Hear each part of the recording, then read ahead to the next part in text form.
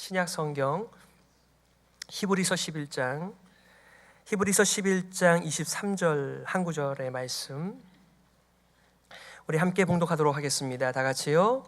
믿음으로 모세가 낳았을 때에 그 부모가 아름다운 아이임을 보고 석 달 동안 숨겨 임금의 명령을 무서워 아니하였으며. 아멘. 믿음으로 용감하게 하소서라는 제목 가지고 말씀 증거하겠습니다. 믿음으로 용감하게 하소서. 여러분, 우리에게 있는 믿음은 보이지 않습니다. 들리지 않아요. 하지만 우리에게 있는 믿음은 우리의 삶으로 증거되어지고 있습니다. 여러분에게는 언제 용기가 가장 필요하시던가요? 또 언제 무엇에게 누구에게 두려움을 느끼시는지 모르겠습니다. 한 번은 캐나다 연구 보고서에 의하게 되면 사람들이 가장 두려워하는 이 탑 10을 조사한 것이 있는데요. 첫 번째가 대중 앞에서 연설하는 것이 가장 두려운 일이다, 이렇게 많은 사람들이 답변하였다고 합니다. 그 외에도 이 높은 곳을 두려워하는 사람들, 돈을 두려워하는 사람들, 또 깊은 물을 두려워하는 사람들, 질병, 죽음, 어두움, 또 아침. 왜 아침을 두려워하는지 잘 모르겠는데요.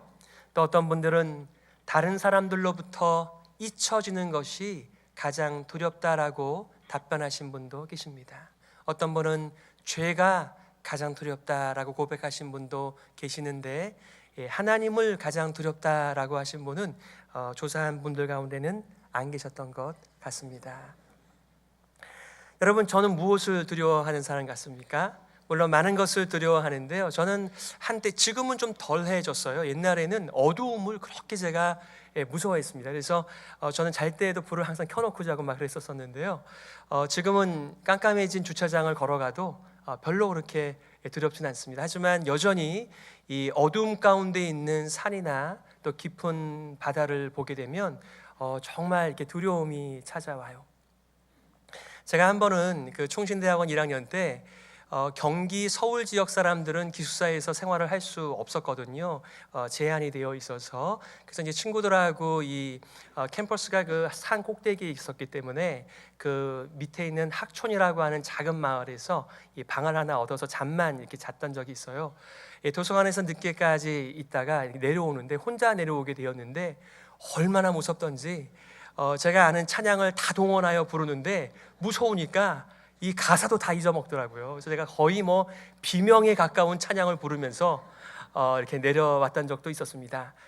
여러분, 다 우리들이 좀 경우는 다르지만 또 상황은 다르지만 다 두려워하는 것들이 있습니다. 오늘 사실 본문의 말씀에도 이 두려움에 대한 이야기가 언급되어지고 있습니다. 오늘 본문 말씀의 배경이 되는 것은 이스라엘 백성들이 많아지자 바로가 두려움을 가지게 되었습니다. 천하의 왕이었습니다. 온 군대를 통솔하는 가장 열강 중에 강력한 왕이었음에도 불구하고 히브리 백성들의 증가와 그들의 세력을 두려워하였다라고 말을 하고 있습니다. 출애굽기 1장 9절과 10절에 보시게 되면, 이스라엘 자손이 우리보다 많고 강하도다. 자, 우리가 지혜롭게 하자. 두렵건대 그들이 더 많게 되면 전쟁이 일어날 때 우리 대적과 합하여 우리와 함께 싸우고 이 땅에서 갈까 하노라 라고 두려워하였습니다. 그 당시에서는 많은 전쟁들이 있지 않았었습니까? 지금 이집트의 왕조만 하더라도 그렇습니다. 요셉을 잘 알던 힉소스 왕조가 바뀌어지게 되고 새로운 왕조가 들어오게 되면서 이 히브리 민족에 대한 구체적 탄압이 시작이 되었는데, 그 이유가 왕의 두려움 때문에 그랬습니다. 여전히 이 세상은요, 자신의 두려움을 해결하기 위하여 다른 사람들을 힘으로 찍어 누르는 이러한 세대 속에서 우리는 하나님의 길과 세상의 길이 정말 다르다라고 하는 것을 느끼며 절감하며 살아가고 있죠. 처음 취한 조치는 이 히브리 민족의 부인들이 아이를 낳을 때에 산파들에게 명령을 내렸습니다. 어떻게 해요? 아들이면 죽이고 딸만 살려라. 그런데 이 산파들 역시 하나님을 믿는 사람들이어서 왕의 명령을 두려워하기는 하였으나 그 위에 계신 하나님을 두려워하면서 그의 명령을 거절하였습니다. 그러니까 더 강력한 조치를 취한 것이 이제는 산파들뿐만 아니라 그들의 백성에게, 이 히브리 민족에게 아들이 태어나면 하수에다가 강에다가 악어밥이 되도록 던져서 죽이라고 명령하였습니다. 이제 자녀를 낳으면 신고를 해야 되는데 아들이면 신고를 하고 그 아들을 죽여야만 하는 이런 비극적인 현실이 그들의 현실이었습니다. 그러므로 바로가 그 모든 신민에게 명하여 가로되 남자가 나거든 너희는 그를 하수에 던지고 여자여든 살리라 하였더라. 잔인한 남아 살해 정책이 이렇게 실행되어진 지 오래가 되었던 것 같아요. 이러한 정책이 이 절정에 이르게 되었을 때 바로 그 유명한 이스라엘의 영도자 이 모세가 태어나는데, 오늘 히브리서 기자는 바로 모세의 부모님이 어떤 믿음으로 하나님의 약속의 자녀를 돌보았는가를 말씀하고 있습니다. 오늘 본문의 말씀에 보시게 되면 믿음으로 모세가 낳았을 때에 그 부모가 아름다운 아이임을 보고 석 달 동안 숨겨 임금의 명령을 무서워 아니하였으며 라고 말합니다. 같은 병행 구절인 출애굽기 본문에 보면 2장 1절과 2절에 이렇게 말합니다. 레위 족속 중 한 사람이 가서 레위 여자에게 장가들었더니 그 여자가 잉태하여 아들을 낳아 그 준수함을 보고 그를 석 달을 숨겼더니 라고 말합니다. 아무리 불같은 왕의 명령이고 세상의 명령이지만 부성애와 모성애를 가진 부모가 어떻게 자신의 낳은 아들을 하수에다가 집어던져 죽일 수가 있었을 것인가? 죽일 수 있었을까요? 아마 그렇게 하지 못했을 것입니다만은 그 많은 일들을 경험해 보지 않았겠습니까? 그러니 이제는 정말 마음은 어렵겠지만 그 명령에 다 순종하던 그런 시절에 특별히 모세의 부모는 그렇게 하지 않았다, 이렇게 지금 말하고 있습니다. 오늘 여러분들과 두 가지를 함께 내용적으로 나눌 것은, 첫 번째, 모세의 부모들은 보이지 않는 자신들의 믿음을 어떻게 증거하였는가? 임금의 악하고 잔인한 명령을 무서워하지 않았다라고 말하고 있습니다. 두 번째, 모세의 부모들은 자신의 믿음을 어떻게 증거했다고요? 바로 하나님의 약속을 믿고 모세를 숨겼다라고 말씀하고 있습니다. 자, 첫 번째, 모세의 부모들은 어떻게 보이지 않는 자신들의 믿음을 이렇게 증거하였는가? 바로 임금의, 세상 임금의, 바로의 악하고 잔인한 명령을 무서워하지 않았다라고 말을 하고 있습니다. 23절 다시 한번 읽겠습니다. 믿음으로 모세가 낳았을 때에 그 부모가 임금의 명령을 무서워 아니하였으며 라고 되어져 있습니다. 아므람과 요게벳이 모세의 부모였죠. 레위 출신의 남녀였습니다. 이분들은 왕의 잔인한 명령을 무서워하지 않았다, 이렇게 지금 말하고 있습니다. 마치 왕이 아무런 명령도 내리지 않은 것처럼 그렇게 한 귀로 듣고 한 귀로 흘리면서 하나님의 주신 약속의 자녀를 보호했다, 이렇게 지금 말하고 있습니다. 그들이 어리석었나요? 분별이 없었나요? 지금 돌아가는 상황을 파악하지 못한 어리석은 자가 맞죠. 그러나 정말 성경은 이런 사람들이야말로 어리석은 자가 아니라 참된 믿음을 가진 자로서 가장 지혜로운 자다, 이렇게 인정해 주셨던 것입니다. 이 세상에 있는, 땅에 있는 그 어떤 권세보다 더 높은 권세를 바라보면서 이 세상의 권세를 두려워하지 않았다, 무서워하지 않았다라고 성경은 말하고 있습니다. 바로의 핍박이 절정이었을 때 왜 무섭지 않았겠어요? 노예 생활로 전락한 이민자의 삶 속에서 자신의 생존 자체가 희미한 상황이 아니었습니까? 자녀가 없었던 것도 아니었습니다. 아론이 있었습니다. 미리암이 있었습니다. 그런데 말이죠, 발각되면 자신들의 목숨만 위태한 게 아니라 함께 동조했던 믿음의 식구들도 어려웠던 이 어려움의 상황 속에서 그들은 하나님을 선택했죠. 하나님을 바라보았습니다. 그래서 세상 임금의 명령을 무서워하지 않았다라고 오늘 성경은 증거하고 있습니다.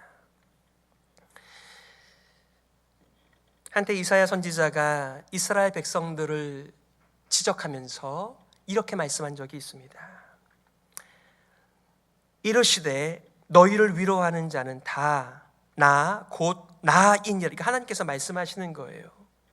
너는 어떠한 자이기에 죽을 사람을 두려워하며 풀같이 될 사람의 아들을 두려워하느냐. 하늘을 펴고 땅의 기초를 정하고 너를 지은 자 여호와를 어찌하여 잊어버렸느냐라고 이스라엘 백성들의 중요한 그 마음의 죄를 지적하시는데요, 바로 불신앙이었습니다. 이 세상에 타협한다라고 하는 것은, 이 세상의 법령에 굴복한다라고 하는 것은 그것으로 끝나지 않고 그 깊은 내면의 믿음의 대상과 그 믿음의 대상에 대한 나의 믿음의 상태를 표현해 주고 있는데, 이 세상의 풀같은 인생들을 의지하는 사람들은 하나님을 잊어버린 사람들이다, 이렇게 지금 선지자가 지적을 하고 있는 것이지요. 반면에 어떤 사람들도 있었습니까? 비록 세상은 하나님 없이 돌아가고 있지만 그 마음에 하나님을 의지하면서 평강의 평강으로 살았던 사람들도 있었지요. 존 오웬 목사님께서 이렇게 말한 적이 있는데요, 위기 앞에 성도의 마음을 지탱시켜주는 완전한 평강은 영적인 믿음밖에는 없다. 만군의 여호와를 진실로 의뢰하는 것처럼 생각을 안돈시키고 두려움을 가라앉히는 것은 세상 그 어느 곳에도 없다. 그 유명한 이사야 26장 3절 말씀이에요. 주께서 심지가 견고한 자를 평강의 평강으로 지키시리니 이는 그가 주를 의뢰함이니이다, 이렇게 말하였습니다. 여러분, 세상에 안팎에 많은 바람이 불 때 우리는 그 바람 앞에 엎드려지게끔 되어져 있습니다. 하지만 마음까지 엎드려진다라고 하면 우리는 절망스러운 심각한 질병 가운데 놓여져 있는 것입니다. 여러분, 세상 살면서 근심과 걱정과 시험 없는 사람들 누가 있습니까? 다 시험이 닥쳐오지만은 우리가 그때에 드러나는 것 한 가지 있는데, 내 인생과 내 운명을 누구에게 기대며 살아가고 있는가가 그것이 밝혀지는 시간이라고 성경은 언제나 말합니다. 그래서요, 시험 자체는 힘들고 어렵고 괴로운 것이지만 여러 가지 컬러의 시험을 받을 때마다 너희들은 그것을 기쁘게 온전히 받으라. 왜? 우리의 믿음이 드러나면서 내가 참된 믿음을 가지고 있는지 잘못된 믿음을 가지고 있는지 점검할 수 있기에 우리의 참된 가치, 이 믿음을 확인하며 살라라고 하는 메시지입니다. 어떻게 모세의 부모들은 자신의 믿음을 증거하였습니까? 두 번째, 바로 하나님의 약속을 믿고 모세를 숨겼습니다. 아니, 어머니가 자신의 죽을 위기에 있는 아이를 숨겨주는 것 당연한 거 아닌가라고 말씀하실지 모르겠지만, 그 당시에 노예로 살던 이스라엘 백성들은 그렇게 할 수밖에 없었습니다. 그럼에도 불구하고 이 모세의 부모들은 믿음으로 모세가 낳았을 때 그 부모가 아름다운 아이임을 보고 석 달 동안 숨겨, 이렇게 말하고 있습니다. 여러분, 자녀를 낳아보신 분들, 여러분 아이가 태어났었을 때 많이 아름다우셨어요? 많이 준수했습니까? 저도 아이를 3명을 이렇게 낳은 거 봤는데요, 쭈글쭈글하고요, 빨갛고요, 전혀 아름답거나 준수하지 않았습니다. 지금은 아주 준수하고 잘생기고 아름답습니다. 정말 특별한 경우가 아니라면요, 정상입니다. 처음 태어나면 쭈글쭈글하고 눈도 못 뜨고 빨갛고 정말 이렇게 준수한 게 아니죠. 그런데요, 왜 부모의 눈에는 이 아이가 달라 보였을까요? 하나님의 약속의 자녀였기 때문에 그렇습니다. 출애굽기에서는 어머니가 그 준수함을 보았다, 이렇게 말하고요, 히브리서에서는 부모가 아름다운 아이임을 보았다, 이렇게 말하고요, 사도행전에서는 스데반의 설교 가운데서 하나님께서 이 아이를 아름답게 보셨다, 이렇게 말하고 있습니다. 아더 핑크라고 하는 목사님께서는 이 사실에 대하여 이렇게 주석을 달았는데요. 이것은 부모의 단순한 본성에 가까이 나오는 감탄이 아니었다. 아므람과 요게벳은 하나님의 계시를 받은 것이 분명하다. 아브라함에게 주신 예언, 요셉에게 주신 예언을 통하여 이스라엘이 애굽에서 구출받을 때가 가까이 오고 있음을 알았을 뿐만 아니라 더 나아가 여호와께서 모세의 부모들에게 그 아이가 약속된 구원자가 될 것임을 알려주신 것이 틀림없다. 여러분, 아브라함은 창세기 15장에서요 하나님으로부터 이런 예언을, 하나님의 계시를 받습니다. 여호와께서 아브라함에게 이르시되 너는 정령이 알라. 내 자손이 이방에서 계기되어 그들을 섬기겠고 그들은 400년 동안 내 자손을 괴롭게 하리니 그 섬기는 나라를 내가 징치할지며 그 후에 내 자손이 큰 재물을 이끌고 나오리라. 이 하나님의 약속을 이삭이 넘겨받았습니다. 야곱이 넘겨받았습니다. 그리고 요셉이 넘겨받았기에 요셉이 어떻게 했나요? 이제 세상을 떠나면서 자신의 자손들과 약속, 맹세시키면서 너희가 반드시 이 땅에서 나가게 될 텐데 그때 나의 해골을 메고 가라고 그렇게 하나님의 계시를, 하나님의 약속을 전수하였던 것입니다. 여러분, 우리는 400년 이후에 이스라엘 백성들이 얼마나 불신앙의 사람이었는지를 잘 알고 있습니다. 여러분, 출애굽기를 보십시오. 출애굽을 했음에도 불구하고 기회만 있으면 애굽으로 돌아가려고 했던 사람들, 하나님의 주신 은혜와 선물들을 불평하면서 정말 못 받을 것처럼 그렇게 표현하였던 이스라엘 백성들을 보게 되면 그들이 어떻게 살았는지를 잘 알고 있습니다. 하지만 하나님의 역사는 하나님의 약속을 붙들고 하나님을 가치 있게 여기며 하나님께 순종했던 소수의 남은 자에 의하여 그렇게 역사가 이어져 간다라고 하는 것도 우리는 하나님의 말씀뿐만 아니라 교회의 역사를 통해서 잘 배우는 것이지요. 바로 그 남은 자의 하나님의 약속을 붙들고 세상의 위협을 두려워하지 않고 무서워하지 않았던 용감한 자들에 의하여 이 복음이 여기까지 온 것임을 여러분 인정하시죠? 모든 이스라엘 백성들이 다시 땅에 좋았던 것이 아니었습니다. 어쩌면 대다수의 사람들이 그 절망스러운 400년 동안의 노예 생활 앞에서 다 이 세상의 비위를 맞추며 살아가는 것이 올바른 처세술, 성공의 기술이라고 생각하며 살았을지도 모를 때에 이렇게 믿음의 사람들은 이 세상의 왕을 두려워하기보다 하나님을 더 두려워하면서 하나님을 경외하면서 약속의 말씀을 붙들고 살았던 것이었습니다. 여러분, 오늘 본문의 말씀을 보게 되면요, 먼저는 아므람과 요게벳이 하나님의 약속을 받은 이 자녀를 지키기로 결정을 하였습니다. 그런데요, 그 두 분만의 힘 가지고는 역부족이죠. 누가 함께 했습니까? 이 사람들이 아마 레위 출신이었기 때문에 분명히 레위 지파의 경건한 남은 자들이 이들과 더불어서 모세를 함께 돌보고 지켰을 것이 틀림없습니다. 어떻게 노예 생활을 하고 있는데, 그리고 아이가 날마다 의사표현을 울음으로 하고 있는데 그렇게 돌볼 수가, 3개월 동안 돌볼 수가 있었겠습니까? 그 많은 사람들이 위험을 무릅쓰고 생명을 걸고 이 약속의 자녀를 지키는 일에 힘을 모았던 것입니다. 우리는 또 이렇게 생각할 수 있겠죠. 아이, 고작 3개월이요. 여러분은 어떻습니까? 여러 가지 시험이 여러분 앞에 닥쳐올 때 3개월이 그렇게 적은 날수이던가요? 우리는 한 달이 아닌, 열흘이 아닌, 하루도 아니 한순간도 하나님의 약속을 붙들고 세상을 이기보다는 먼저 타협의 자리로 달려가는 너무나 악하고 약한 우리의 실체를 만나기에 우리는 다시 이분들의 믿음을 이렇게 세워주고 있는 히브리서 기자의 마음을 보게 되는 것입니다.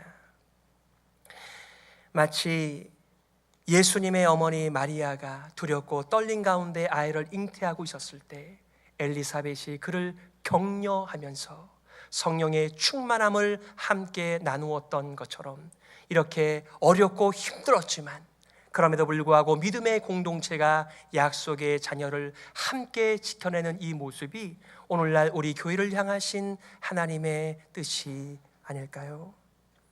세상 임금에 대한 반역의 3개월을 부모가 그리고 신앙의 공동체가 물론 하나님의 보존하심이 이 구원자를 약속자를 보내어 주셨고 그를 돌보아 주시고 그를 구원자로 세워주셔서 이스라엘 백성들을 약속의 땅까지 인도하신 것입니다만 그 과정 가운데 이렇게 신실한 하나님의 백성, 자신의 중심을 바로 보이지 않지만 하나님께 두어 심지가 견고한 인생을 살아가는 자들에게 주시는 은혜요 축복인 줄 믿습니다.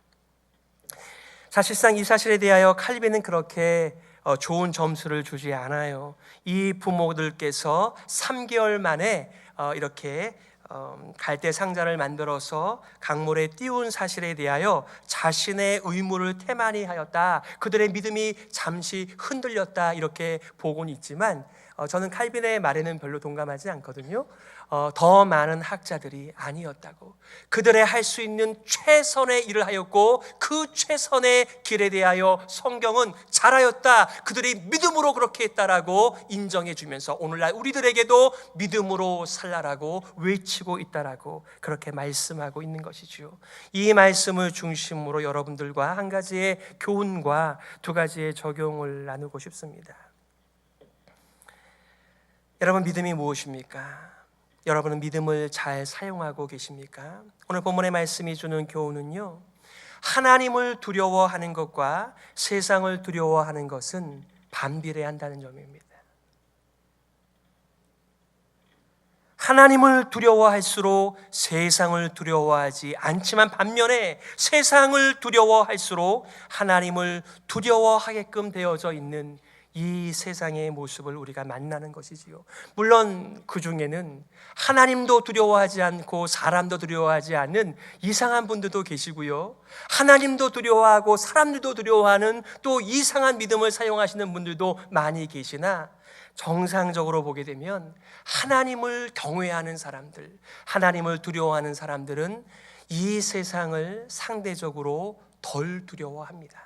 그러나 온갖 것들이, 세상 것들이 나를 둘러싸 애워쌀 때 두려움을 가지게 되면 하나님이 보이지 않는 거죠. 멀쩡한 하늘에 태양이 떠 있지만 구름이 그것을 가리고 있는 동안에 마치 하나님이 안 계시듯 보이는 것처럼 우리는 마치 하나님이 안 계신 것처럼 이 세상에 타협하며 그렇게 살아가지 않나요?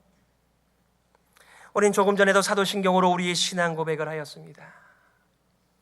전능하사 천지를 만드신 하나님 아버지를 내가 믿사오며, 여러분, 우리가 믿는 하나님은요, 창조주 하나님이시고요, 구원의 하나님이시고요, 우리 찬양대의 그 찬양의 내용처럼 구원의 반석이세요.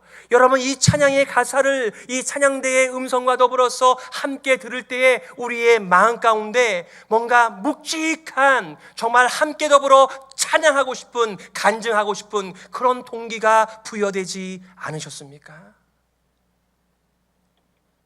이게 우리가 살아가는 믿음의 방식이며 이 세상을 살아가는 우리의 삶의 모습이며 보이지 않는 우리들의 믿음을 끄집어 내놓는 우리의 삶의 특징인 것이죠.